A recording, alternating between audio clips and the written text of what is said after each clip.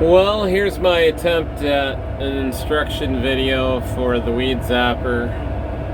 Just coming into the field, and we have the monitor on, yeah, the ag leader on. We reset the tractor implement guidance. We have the PTO off, and we're careful of not to lower the 3-point in the rear PTO to damage the PTO on the drawbar. When we get going here, the first remote out of these four is tilt. You can see we can tilt out, we can tilt back. Or I'm sorry, the first remote is 3-point raise and lower. Please do not have it all the way back. When you raise, it will damage the ram up front due to contact. So have it out a ways from the tractor if you need to raise all the way. Sometimes you have to rephase the cylinders by lifting it up all the way. So rotate it out all the way, then lift up all the way, and that will phase the cylinders. Number 2 is rotating the 3-point back.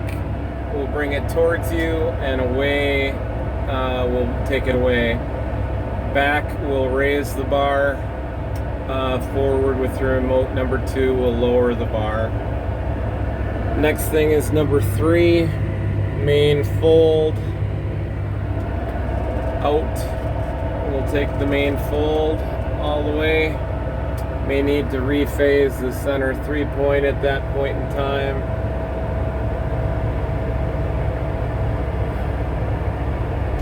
Then to fold wingtips, that's remote number 4. Fold out. Remaining wingtips on both sides. You can run folded in as well with the zapper. Now at this point in time, before I start anything, I would roll the 3-point back, lower the center section, roll it back, lower the center section, roll it back, and now I would go forward and get the bar level by setting the height of the front 3-point. So you can see where that'll be, and now you can just use remote number 2 to tilt the bar on the heel of the coulters. So that's what we do there. Next, I pull out the emergency stop, and we need to engage the PTO. You must push down first on the PTO, then lift for safety. PTO is engaged. We'll rev up the RPM to basically 2,000. You'll get an overspeed usually warning as well. We'll run her 2,100, or it depends what you're into for weeds. And now we will go forward. We'll shift to second gear here, and then we just, when it says ready, you're sitting on the seat cushion, you have speed, you hit start, and the weed zapper, the light will be on and back showing you, and you'll also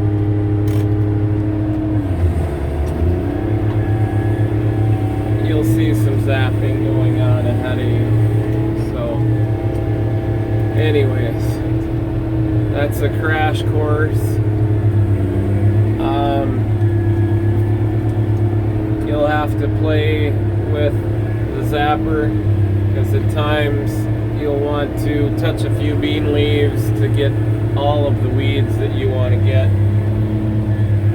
You can see here we're going to run anywhere from 100 to I've seen 600 amp. If we run over 350 for very long, the gen temperature will get to 180, 185 and shut you off. Do not shut the PTO off when the temperature of the generator is high. Please leave the engine at full RPM with no load and let the generator cool down to 120 degrees. So that's a little bit. And again, when you stop, shut off the stop button. I always place the tractor in park. I put the emergency stop in. If your temperature is too high, I'll let it run a while, but we're at 108 degrees, so I'm gonna slow the PTO down so we don't cook the brake in the tractor, and then I will shut off.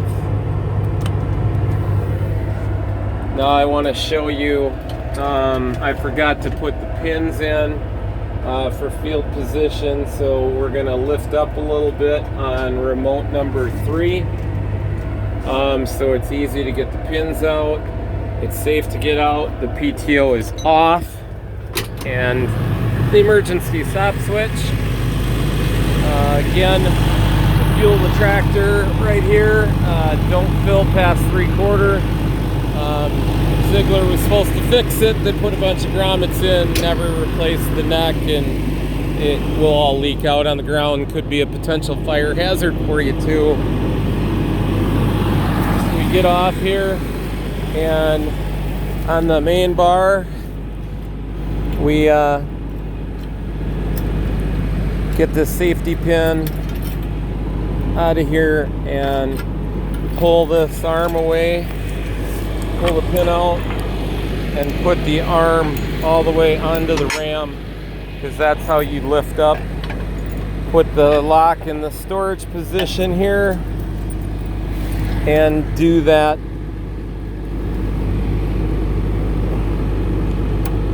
Get my finger out of here. Do that on both sides. So when you come to the end of the field, you'll shut the switch off.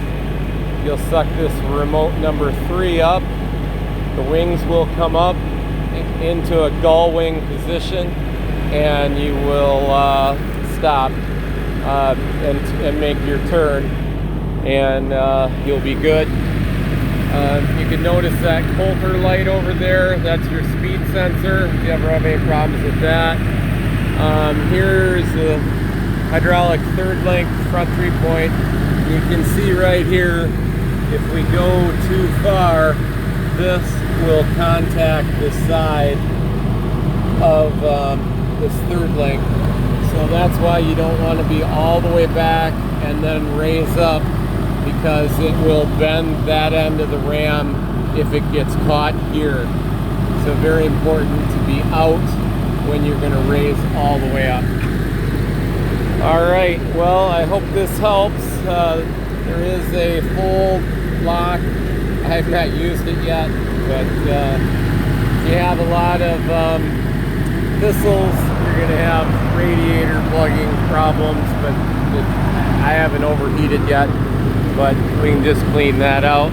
So should be good, I hope. If you have to adjust the Coulters for additional height, we carefully adjust them here and lower this down, very heavy, and then tighten back up really tight so they don't move, because when you put the bar down to float or let her go, it seems to be a hammering action going up. So anyways, that's just a little bit that I know. Always be careful if you need to. If you happen to trip the breaker, make sure the machine's off. And inside here is, inside this hole, you will see the breaker panel. To get the wheels out of the way, there's a simple latch. They come down out of the way so that you can get the doors open. here's the safety. Then we open this up and your breaker is right there. Your gen set's right here. On the far side is a tensioner to tighten that belt all the way. You're supposed to pull on it one-handed with all you got and keep the belt tight. You cannot over tighten it on the generator.